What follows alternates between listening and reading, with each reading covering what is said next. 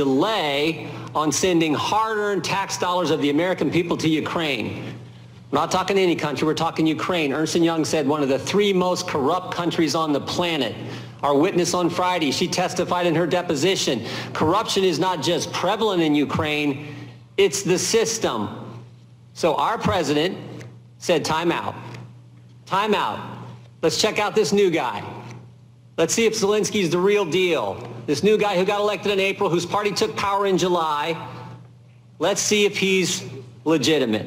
Now keep in mind, as has already been discussed, in 2018, President Trump had already done more for Ukraine than Obama did. That's right.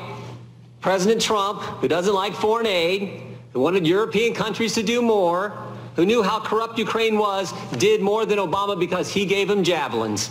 Tank-busting javelins to fight the Russians. Our witnesses have said this, others have said this. Obama gave him blankets, Trump gave him missiles. But when it came time to check out this new guy, President Trump said, let's just see if he's legit. So for 55 days, we checked him out. President Zelensky had 5 interactions with senior U.S. officials in that time frame. One was, of course, the phone call, the July 25th phone call between President Trump and President Zelensky. And there were 4 other face-to-face meetings with other senior U.S. officials. And guess what? Not one of those interactions, not one, were security assistance dollars linked to investigating Burisma or Biden. But guess what did happen in those 55 days?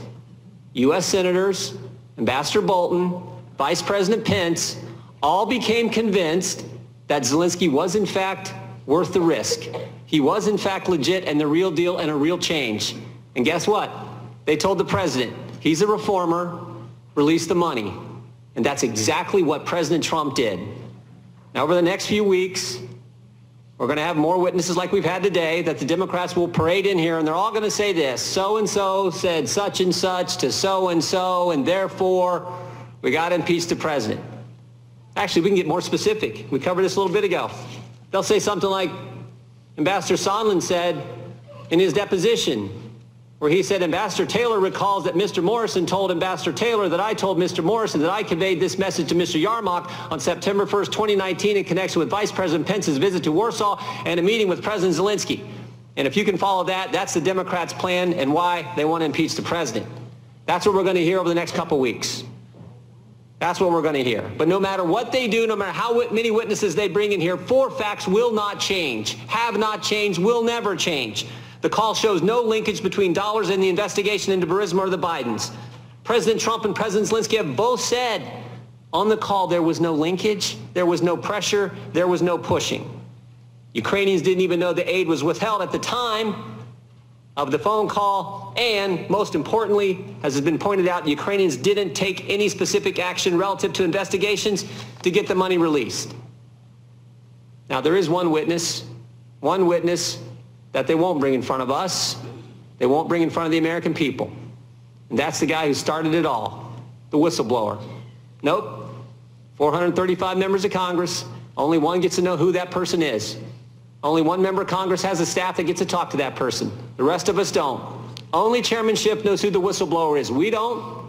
We will never get the chance. We will never get the chance to see the whistleblower raise his right hand, swear to tell the truth and nothing but the truth. We'll never get that chance. More importantly, the American people won't get that chance. This anonymous so-called whistleblower with no firsthand knowledge, who's biased against the president, who worked with Joe Biden, who is the reason we're all sitting here today, will never get a chance to question that individual.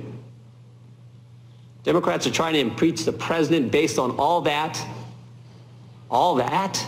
11 and a half months before an election. We'll not get to check out his credibility, his motivations, his bias. I said this last week, but this is a sad day. This is a sad day for this country. You think about what the Democrats have put our nation through for the last 3 years.